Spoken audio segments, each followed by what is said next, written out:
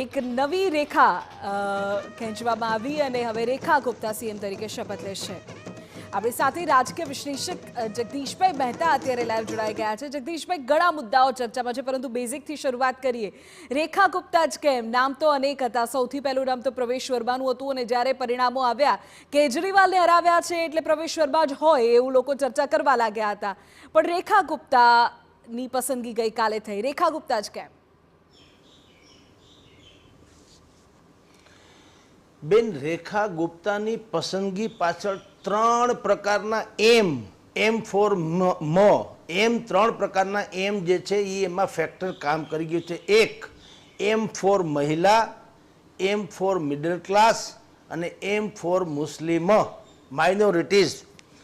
રેખા ગુપ્તા વૈશ્ય સમાજમાંથી આવે છે, વણિક વેપાર કરનારા, જેની દિલ્હીની 1.5 કરોડની જન આબાદી જે છે મતદારો એમાં ખાસી એવી બહુમતી છે। નંબર 1, એક તો એ મહિલા છે। નંબર 2, મિડલ ક્લાસમાંથી આવતું પ્રતિનિધિત્વ કરે છે એવું એ પ્રસ્થાપિત કરી શકે તેમ છે।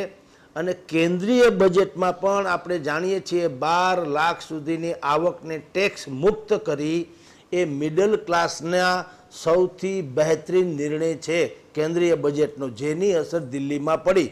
દિલ્હીમાં અત્યાર સુધી જેટલી સરકારોએ, એટલે કેજરીવાલથી માંડીને પૂર્વે કોંગ્રેસની સરકાર હતી, પછી કેજરીવાલની સરકાર આવી, તો મોટા ભાગનું ફોકસ જે છે એ સંપૂર્ણપણે ગરીબી ઉપર રહેતું હતું।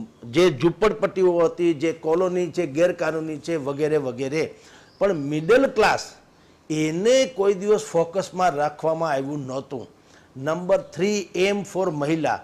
મેં આપને કીધું તેમ 1.5 કરોડ જે જન આબાદી છે દિલ્હીની, એમાં ઓબ્વિયસલી 50% તો મહિલા રહેવાની। મહિલાઓને પ્રતિનિધિત્વ આપીને, કારણ કે આ વખત તો તમે ભારતીય જનતા પાર્ટીનો ચૂંટણી ઢંઢેરો જોજો, એમાં મહિલાઓને લગતી એટલી બધી યોજનાઓની જાહેરાત કરવામાં આવી છે। એને બસ જે પબ્લિક ટ્રાન્સપોર્ટ સર્વિસ છે એમાં ફ્રીમાં એને જવાનું, 500 રૂપિયા એમ કે ગેસના બાટલામાં સબસિડી આપવાની, 2500 રૂપિયા દરેક મહિલાઓને આપવાની, અને જે સગર્ભાઓ હોય એને આ પોષણ કીટથી માંડીને પૈસા આપવાની, જે કંઈ વાતો છે। ટૂંકમાં મોટા ભાગની મહિલાલક્ષી જ ચૂંટણી ઢંઢેરો હતો। કારણ કે અત્યારે જે મતદાન થયું એમાં 60.24% પુરુષો, પણ 60.92% મહિલાઓએ મતદાન કર્યું। એટલે પુરુષો કરતાં સ્ત્રીઓએ મતદાન પણ વધુ કર્યું ટકાવારીની દ્રષ્ટિએ જોઈએ તો। આ બધા જ સમીકરણો જે છે એ પબ્લિકલી છે। બાકીનું જે સમીકરણ હતા તે શું હતું? RSS એણે બેન રેખા ગુપ્તાની પસંદગી એટલા માટે કરી કારણ કે રેખા ગુપ્તા દિલ્હીમાં માઇનોરિટી, એમ ફોર માઇનોરિટી મુસ્લિમ્સ, એ સમાજ ઉપર પણ ખાસી એવી પેઠ ધરાવે છે। પ્રવેશ વર્માની સામે આ રેખા એટલા માટે લક્ષ્મણ રેખા અંકાઈ ગઈ, જેને ભાગવત રેખા કહેવાય અથવા RSS રેખા કહેવાય, કારણ કે પ્રવેશ વર્મા એ તીખા નિવેદનો કરવા માટે થઈને જાણીતા હતા, જેનાથી મુસ્લિમ કોમ્યુનિટીને આહટ થાય, હિન્દુ કોમ્યુનિટીને તો રાહત થાય, પણ મુસ્લિમ કોમ્યુનિટીની જ્યાં સંખ્યા છે 10 થી 12% છે, અને 11 બેઠક તો દિલ્હીની એવી છે એમાં માઇનોરિટીઝ જે છે એ હાર જીતનું નિર્ણય કરી શકે એવી સ્થિતિમાં છે। એટલે કમ્પેર ટુ પ્રવેશ વર્મા, ગીતા આપણે રેખાબેન જે છે ગુપ્તા એ મુસ્લિમ કોમ્યુનિટીમાં પણ સારું એવું સ્થાન ધરાવે છે। એટલે આ બધા ત્રણ ફેક્ટર મેં આપણે કીધા, એમ ફોર મહિલા, એમ ફોર મિડલ ક્લાસ અને એમ ફોર માઇનોરિટીઝ, આ ત્રણેય પેરામીટર્સમાં RSSની દ્રષ્ટિએ રેખાબેન ગુપ્તા જે છે એ 100% ક્લિયર નીકળ્યા। એટલે પ્રવેશ વર્માનો પ્રવેશ અટકાવી દેવામાં આવ્યો અને રેખાબેન ગુપ્તાને ત્યાં એમ કે દિલ્હીના CM તરીકે પસંદ કરવામાં આવી। ભારતીય જનતા પાર્ટીની પોતાની 11 રાજ્યોમાં એની જે 21 રાજ્યોમાં અત્યારે એની અને NDA બેયની તમે ગણો તો 21 રાજ્યોમાં એની સરકાર છે, પણ ક્યાંય એક પણ રાજ્યમાં ચીફ મિનિસ્ટર જેને કહી શકાય એવી કોઈ મહિલા છે નહીં, જે અત્યારે રેખાબેન ગુપ્તા બન્યા છે। રાજસ્થાનમાં દિવ્યા કુમારી જે છે પણ એ ડેપ્યુટી ચીફ મિનિસ્ટર છે, ચીફ મિનિસ્ટર નથી। મમતા બેનર્જી છે, આપણે જાણીએ છીએ અત્યારે દેશભરમાં ક્યાંય મહિલા અગર ચીફ મિનિસ્ટર હોય તો એ પશ્ચિમ બંગાળમાં મમતા બેનર્જી છે। ભારતીય જનતા પાર્ટીએ ટ્રમ્પ કાર્ડ ઉતર્યું કે અમે મહિલા સશક્તિકરણની જે વાતો કરીએ છીએ કેવળ વાતો નથી અને અમલમાં પણ મૂકીએ, કારણ કે 48 બેઠક જીતીને ભારતીય જનતા પાર્ટી એટલી ટ્રિમન્ડસ બહુમતીમાં હતી દિલ્હીમાં કે એ ગમે તેને મુખ્યમંત્રી બનાવી શક્યા હોત, પણ એણે રેખાબેનને મુખ્યમંત્રી બનાવીને પોતે મહિલા બહુ બધી વસ્તુઓ પર સીધું નિશાન સાધી શકાય એ પ્રકારનો પ્રયત્ન થયો છે. તમે ખૂબ સરળ શબ્દોમાં જગદીશભાઈ ત્યાં સમજાવી રહ્યા છો. મને યાદ છે કે જે તે સમયે આપણે કેજરીવાલને પણ એવું કહેતા સાંભળતા હતા કે મેં બનીએ કા બેઠા હું એસે ही पैसे खर्च नहीं करने दूंगा, તો એ કાર્ડ પણ અહીં જોવા મળ્યું. સાથે મહિલાઓની તમે વાત કરી, 2100 રૂપિયા 2500 રૂપિયાથી લઈને 21,000 સુધીની સહાયની વાત હોય તો મહિલા. અને ગઈકાલે જ્યારે અલગ અલગ ભાજપના મોટા નેતાઓના, દિલ્હીના નેતાઓના નિવેદન સામે આવતા હતા ત્યારે તેઓ એક વસ્તુ એ પણ કહેતા હતા કે સુષ્મા સ્વરાજ જ્યારે દિલ્હીના મુખ્યમંત્રી તરીકે ભારતીય જનતા પાર્ટીએ જે તે સમય પસંદગી કરી ત્યારે બહુ જાજો સમય ન મળ્યો, એટલે હવે એમના પદ ચિહ્ન પર આગળ ચાલશે રેખા ગુપ્તા. બિલકુલ વાજિબ વાત કરી રહ્યા છો. રેખા ગુપ્તાને બિલકુલ પૂર્ણ ટર્મ એને મળવાની છે, ક્યાંય ઇધર ઉધર થવાનું નથી, કારણ કે ભારતીય જનતા પાર્ટીની જ આ પસંદ છે એવું નથી, આરએસએસની પસંદ છે. જો આ બહુ મોટી વાત પણ છે. આરએસએસની જે રણનીતિ છે એની વિરુદ્ધમાં બોલવું એટલે રાજકીય આપઘાત કરવો.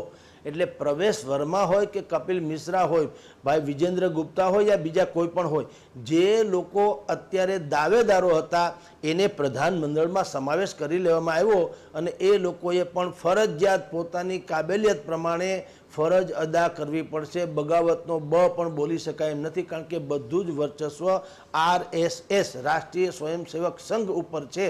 આ બેન રેખાબેન ગુપ્તાની પસંદગીમાં પણ આરએસએસનો બહુ મોટો સિંહ ફાળો કે હાથ છે, કારણ કે આનું બેકગ્રાઉન્ડ જે રેખાબેનનું છે એ પણ સંઘનું બેકગ્રાઉન્ડ છે, છાત્ર શક્તિનું પણ બેકગ્રાઉન્ડ છે. ભૂતકાળમાં એ છાત્રના પણ નેતા રહી ચૂક્યા છે.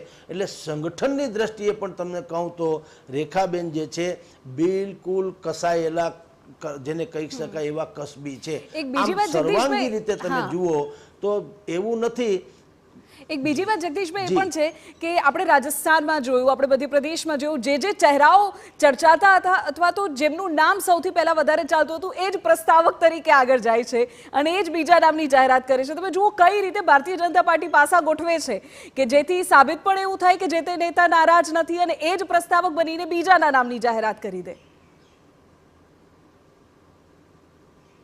જુઓ, ભારતીય જનતા પાર્ટીની એ જ ખૂબી પણ છે. નરેન્દ્ર મોદીને તો સમજતા પણ મીડિયાથી માંડીને રાજકીય વિશ્લેષકોને લગભગ ખોટા પાડવાની ટેવ પડી ગઈ છે અને આપણે પડી રહ્યા છે, એમાં કોઈ શંકા નથી, કારણ કે કોથળામાંથી બિલાડું કાઢવામાં એ માહેર છે. આપણે અત્યારે દરેક જગ્યાએ ભૂપેન્દ્રભાઈ પટેલ આપણે ગુજરાતમાં જુઓ, એને સ્વયં ખુદને ખબર નથી કે મારું નામ સીએમ તરીકે જાહેર થશે. એ તો અંતિમ પંક્તિમાં બેઠા હતા જ્યારે પણ આ વિધાનસભામાં જ્યારે કારોબારીમાં જાહેરાત થઈ ભારતીય જનતા પાર્ટીની, ત્યારે ભૂપેન્દ્રભાઈ તો છેલ્લેથી આગલી બેઠકમાં ખૂણામાં બેઠા હતા. એને ખુદને ખબર નહોતી કે એનું નામ બોલવામાં આવશે. અને નામનું એનાઉન્સમેન્ટ પણ તમે જુઓ કેવું નીતિનભાઈ પટેલ કે વિજયભાઈ રૂપાણી કે એવાના દ્વારા જ કરવામાં આવે, જે લોકોને આપણી બધી વિશ્લેષકોની દ્રષ્ટિએ જેને અસંતુષ્ટ કહેવાય યા તો બગાવતી કહેવાય, પણ એવું કશું જ નહોતું. એ જ લોકો નામનો પ્રસ્તાવ મૂકે. જેમ અહીંયા પણ દિલ્હીમાં પણ એવું જોવા મળ્યું કે ભારતીય જનતા પાર્ટીને હંમેશા કોથળામાંથી બિલાડા જેવી વાતો છે. ક્યાંય કલ્પના ન કરી હોય એવું જેનું ગણિત હોય. અને તમારી જાણ ખાતર જે લોકો રાજકીય પક્ષને કોર્પોરેટ કલ્ચરથી આ પ્રકારની રીતે ચલાવે એનું ભવિષ્ય હંમેશા ઉજ્જવળ રહે છે. કોંગ્રેસે આમાંથી શીખ લેવી જોઈએ કે તમારી કોઈ ધારણા નહીં, પાર્ટી સ્વયં નક્કી કરે કે ઇન ફ્યુચર શું થઈ શકે એમ છે. રેખાબેનના કેસમાં જેમ આપે કીધું તેમ એક તો એ વણિક સમાજ, વૈશ્ય સમાજ એટલે વણિક સમાજમાંથી આવે છે, વળી મહિલા છે, આરએસએસનું એની સાથે ગઠબંધન એટલે કે એની સાથેનો જોડાવ છે, ઝુકાવ છે, વળી મિડલ ક્લાસમાંથી આવે છે, માઇનોરિટીઝમાં એની છાપ સારી છે. બાકી પ્રવેશ વર્મા જેવું નથી. પ્રવેશ વર્માના કેટલાક નિવેદનો એવા છે કે હજુ મુદ્દાઓ ઘણા છે જગદીશભાઈ કે દિલ્હી માટે કયા મહત્વપૂર્ણ કામો હશે કે જે કરશે, પરંતુ તેને લઈને આપણે આગળ વાત કરીએ છીએ. અત્યારે આપનો ખૂબ ખૂબ આભાર મારી સાથે જોડાવા બદલ. થોડી વારમાં શપથ ગ્રહણ સમારોહ પણ થશે, પરંતુ એ પહેલા મહત્વપૂર્ણ અપડેટ આપને આપી દઈએ કે ચોથી વખત મહિલા સીએમ બનવા જઈ રહ્યા છે દિલ્હીમાં, અને ભારતીય જનતા પાર્ટીના દિલ્હીમાં બીજા મહિલા સીએમ હશે.